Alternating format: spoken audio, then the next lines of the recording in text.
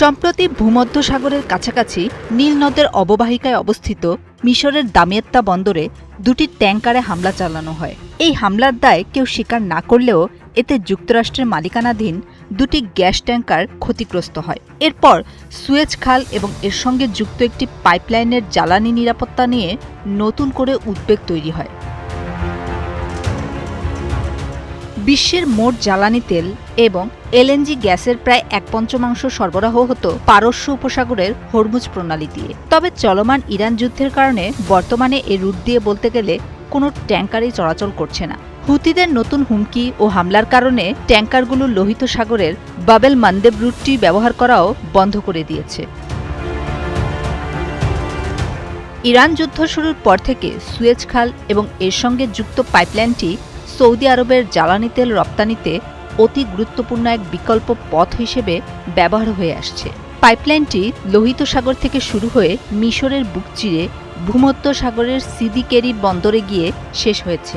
Iran এবং তাদের মিত্রদের ইয়েমেনের হুথি বিদ্রোহীরা হরমুজ প্রণালী এবং বাবেল মান্দেব প্রণালী দিয়ে চলাচলকারী ট্যাঙ্কারগুলো লক্ষ্য করে অনবরত হামলা চালিয়ে আসছে।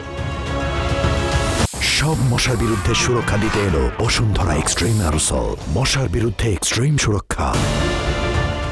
এমন পরিস্থিতিতেও লোহিত সাগর দিয়ে সৌদি আরবের জ্বালানি পণ্য উত্তর দিকে রপ্তানির জন্য মিশরের সুয়েজ খাল এবং সুমেত পাইপলাইন এতদিন নিরাপদ রুট হিসেবে ভরসা জুগিয়েছে।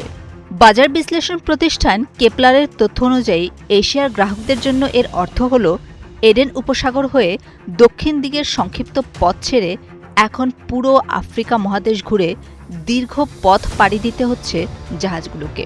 এশিয়ার দিকে তেলের প্রবাহ চলতি মাসের শুরুর তুলনায় প্রায় অর্ধেকে নেমেছে। বিশ্লেষকদের মতে সুয়েজ খাল বন্ধ হলে তেলবাহী জাহাজগুলোর অনেককেই আফ্রিকার দক্ষিণ প্রান্তের কেপ অব গুড হোপ ঘুরে যেতে হবে। এতে সমুদ্র পথ কয়েক হাজার কিলোমিটার বেড়ে যাবে এবং যাত্রায় অতিরিক্ত 1 থেকে 2 সপ্তাহ সময় লাগতে পারে। এর ফলে জাহাজ পরিচালনা ব্যয় এবং জ্বালানি খরচ উল্লেখযোগ্যভাবে বৃদ্ধি পাবে। এই অতিরিক্ত ব্যয় শেষ পর্যন্ত অপরিশোধিত তেলের দাম আরও বাড়িয়ে দিতে পারে, যা মূল্যস্ফীতির ওপর নতুন চাপ সৃষ্টি করতে পারে। আর সেই চাপের প্রভাব পড়বে এশিয়ার তেলের বাজার, শিল্প উৎপাদন এবং সামগ্রিক অর্থনীতির ওপর।